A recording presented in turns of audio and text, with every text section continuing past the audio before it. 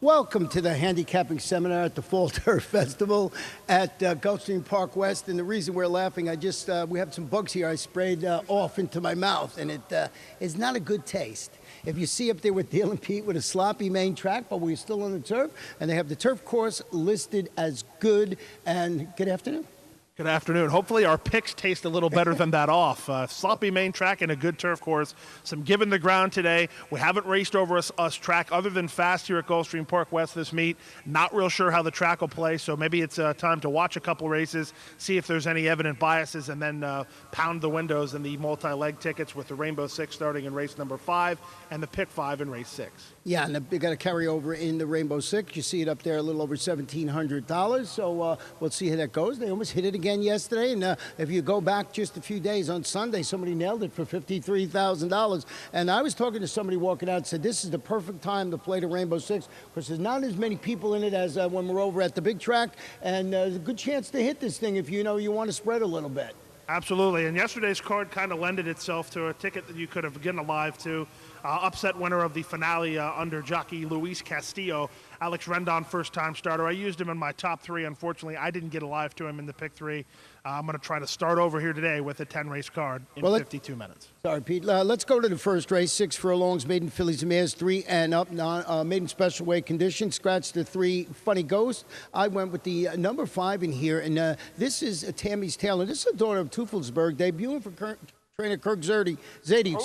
Kirk Zadie, it's the off. Exactly. It's the off that's doing it. Kirk Zadie, the off is making it. And you know what I like? I found interesting about this horse. I just think he's really good with first-time starters. He's got this horse working well, and I figure that's the way to go. I looked at the field, and I think the 2 first-time starters that I use are the logical choices in here. Well, I used all 3 first-time starters. I used your top play third just based off the fact that Eric Rodriguez is not ridden a whole lot for the Kirk Zadie outfit. That doesn't really mean a whole lot, though. Kirk is notorious for giving young bug boys a shot on very, very live horses. I went with the horse that figures to take a lot of money. He is right now the number 1, Frank Starr. Debuts as a 3-year-old filly by Smoke Lacken, who should like the off-surface. So should the daughter of Teufelsberg, the 5. Who you like in this race.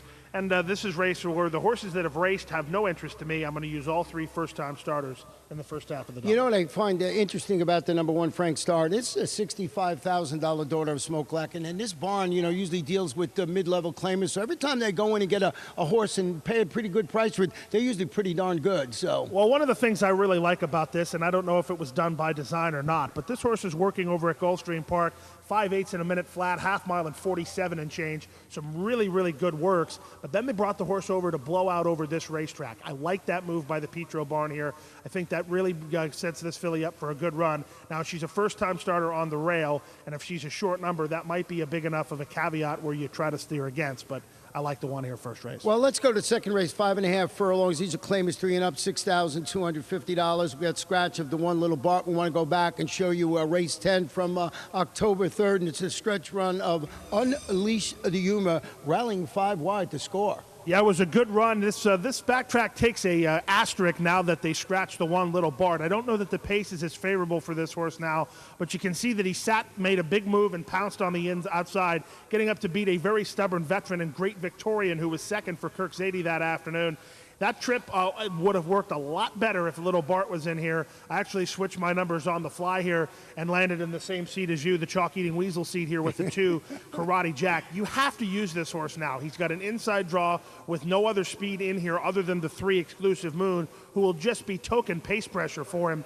He looks like a horse now that has a tactical advantage, whereas last night when I was looking at this, it looked like he was a vulnerable favorite. And that last victory, he defeated $8,000 claimers on a wet, fast track, and certainly will be dealing with a track with some moisture. Now we're starting today with that main track listed as sloppy. The other horse I used that I thought might sit a nice trip is the 8 Newspaper Boy, which you did. This one's a late striding type, and I think if things get dicey on the front end, that it'll set up perfectly for the Newsboy. Maybe not to win it, to be on the ticket. Yeah, I agree with that. Newspaper Boy is a kind of a frustrating horse. He's annoying to me as an announcer because sometimes he'll lay close to the pace or want to be on the lead. Sometimes he'll drop back and try to make one run. You never really know what his tactics are. Makes it a little tougher to call the races, but he definitely factors from an outside post. Well, let's go to our third race. This one on the turf, as we mentioned at the top of the show, the turf course is listed as good, 7.5 furlongs. These are maiden claimers, fillies and mares, 3 and up, $35,000. Scratch the number 6 Talent and Speeds So so far, and I went with the 3 kicking in. You went to the 2-horse 10 Dozen Roses. I love her here. I think that this is exactly what the barn has been trying to get her to do.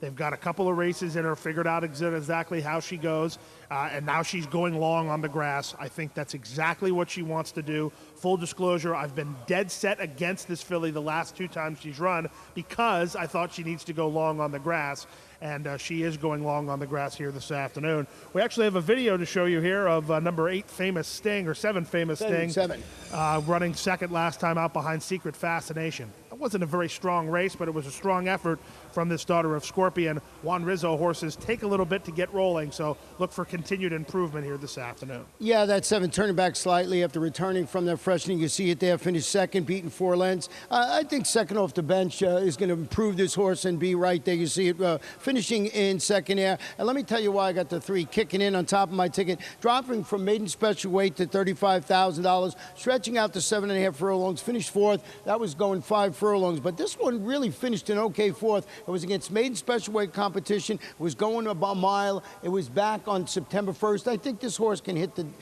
handle this distance and does not have to be on the lead. I would agree with that. Jesus Rios is always a very aggressive rider, so if nobody else wants the lead, I think the 3-horse kicking in will have it.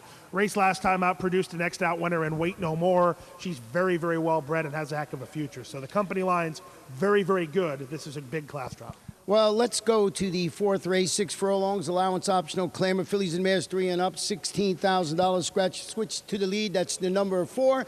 My lips still a little numb from that off. Still tingling. Well, aside from the off, this is kind of something that pees me off. This is a tough race, and we land on the same 3 numbers and pretty much the same order. How is that always happening? I think that's the definition of Murphy's Law. Right, yeah. I went with the 7 French Politics, dropping to the $16,000 level on the dirt after failing to fire. That was against $30,000 claimers going a mile on the turf, or be Mirage the trainer. And this White Wabbit-owned horse trying to rekindle a really nice horse for course status here. 18 previous races here, 5 wins, 2 seconds, and 4 thirds. So the old horse for course angle. Well, it's also an angle where last time out she's doing something that she's never done before, which is race long on the turf. It's never a good angle in horse racing to bet horses to do something they've never done before. Now we're the complete opposite of that. Now she's sprinting over the Gulfstream Park main track, or Gulfstream Park West main track. She's done that plenty with success.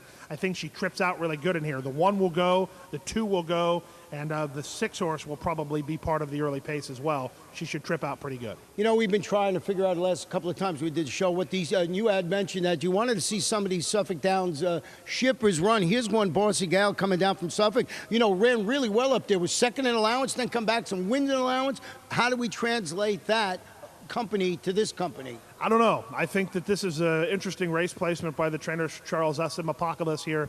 Jockey Tyler Gaffleone takes over for James Vale. The horse, is going to be making a run from off the speed and seems to be, I don't know that they know where they fit at this point in time. Seems a logical spot to be in here, though. So, and she does look like a horse that could get a piece of this. Again, the 6 horse, Yes I'm Sweet, is probably a horse to use on your multi-leg tickets. The reason I did not is, as you know by now, if you're a regular watcher of this telecast, I let horses from New Jersey run one before I bet them.